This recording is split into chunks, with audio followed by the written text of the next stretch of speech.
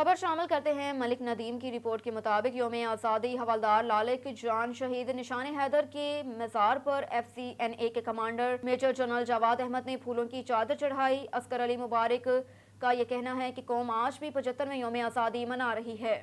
اس موقع پر حوالدار لالک جان شہید نشان حیدر وطن کے بہادر بیٹے کو خراج عقیدت پیش کرنے کے لیے ان کے آبائی گاؤں قصبہ غزر جی بی میں شہید کے مزار پر پھولوں کی چادر چڑھائی۔ وادی غزر آج بھی لالک جان کی جرات اور بہادری کے قصوں سے گونج رہی ہے، ایسی بہادری جس کا اعتراف دشمن نے بھی کیا۔ وادی غزر جسے وادی شہداء بھی کہا جاتا ہے، آج بھی لالک جان کی قصیدوں سے گونج رہی ہے، جنہوں نے اپنے خون سے وطن سے وفا کی لازوال داستان رقم کی۔ حوالدار لالک شہید 12 NLI کے ایک بے باک نڈر اور بہادر سپاہی کے طور پر ابھر کر سامنے آئے۔ مئی 1999 میں جب یہ معلوم ہوا کہ دشمن بڑے زمینی حملے کی تیاری کر رہا ہے تو حوالدار لالک جان نے اگلے مورچوں پر لڑائی لڑنے کے لیے خود کو پیش کیا۔ جون 1999 کے آخری ہفتے میں دشمن نے لالک جان کی پوسٹ پر مختلف اطراف سے حملہ کیا، لیکن حوالدار لالک جان